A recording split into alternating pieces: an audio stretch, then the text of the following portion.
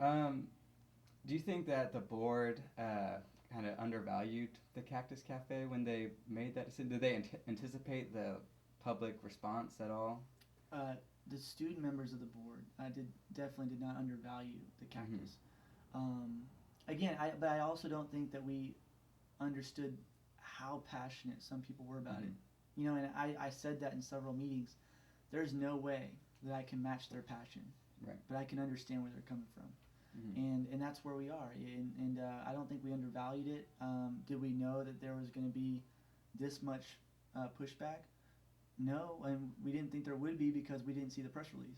You know Mm-hmm. what I'm saying? So Yeah. we didn't know that it was going to say close three Yeah. times. And we were like, So I Here it mean, comes. we knew it was coming after that, but we also didn't know as students.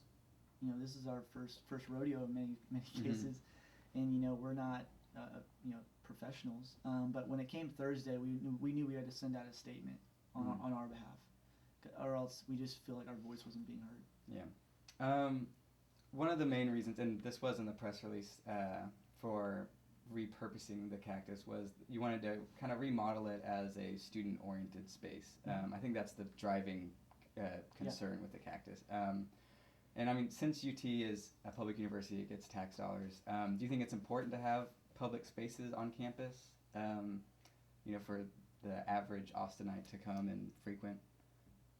Sure. Yeah. I mean, but let's also get some things straight. I mean, Mhm. like because people mention the Bland, they mention Yeah. performing arts, they mention all these buildings, but when they talk about the cactus, that's in the student union Okay. that students paid for and students continue to pay for.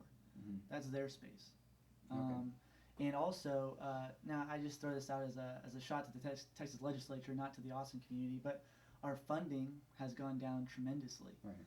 We used to get funded 75% or so back in the 70s, and now we're under 15%.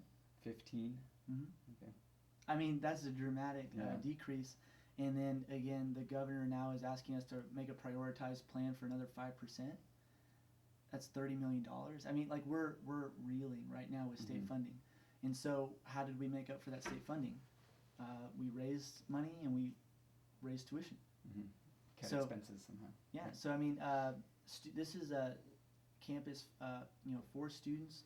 It's not excluding staff, faculty, or the Austin community, but we're here first and foremost to be a higher education institution for students, Mhm. and especially the student union, which is student space.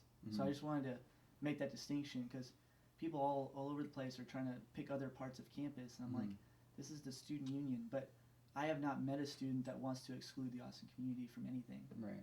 But we just want to have more say Mhm. and more ownership of that space. After the meeting on Friday, are you still optimistic about like working with the various student groups in the public? I mean, there were some, frustrations I think on their side, and it seemed like they were frustrated first off with the structure of the meeting. Mhm. It seemed like they maybe weren't getting what y'all were trying to do. Do you have faith that maybe they will get on board with y'all and like kind of work with the system or work within the system in the future? I think so. Yeah. I'm very optimistic, actually. I mean, Mhm. like, and I don't mean that naively.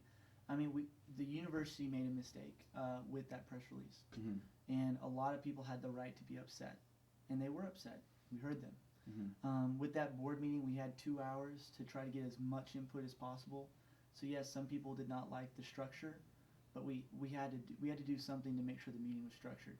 Mhm. Again, would I have done something differently? Again, it wasn't my meeting, but like, yeah, I would have changed some things around a little bit. Mhm. But I think at the end of the meeting, I felt really good. It was a Mhm. little bumpy if you were there. I mean, it was a Yeah. little bumpy, but we got a lot of input, and I think we gave people some structure, some framing, Mhm. like 2 months input. We'll come back when more options are explored. This isn't the day we decide what to do with the cactus. Mhm. You still have the opportunity to give us input. You still have the opportunity to have your voice heard. Again, so like I don't think it was ideal, but I left that meeting feeling very optimistic.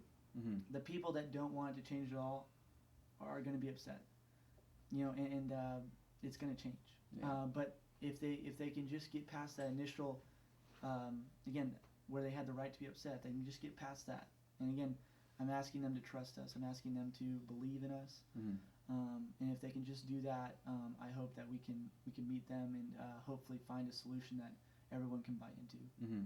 Do you feel like they've been overly antagonistic towards you specifically, or other members of the board? You know. Yeah, I mean, not really. I think the leadership has been very respectful and understanding. But like I said, facts are so important, because if you don't agree on the facts, it's hard to have a good conversation. And the other misconception is that the students are the one driving the whole process and making the decisions, and that's where I think they get frustrated with me, is because they're like, well, why didn't you do this? Well, I don't have the authority to do that. All I have the authority to do as a board member is gather input and then recommend and try to advise management. That's why that we did what we did. We knew we had to punt the ball, so to speak, to Vice President for Student Affairs office, because the discussions that I was having with the Save the Cactus representatives had limitations. You know, I could only do so much, and so that's why it's going to be good to see the UT administration, the VPSA office, and the representatives of these groups come together, because then they can have good conversations. I felt like my conversations were very limited because I didn't have the authority to talk about third parties. I didn't have the authority to talk about personnel, and quite frankly, I don't think a board member should get involved in those things. That's management. Okay.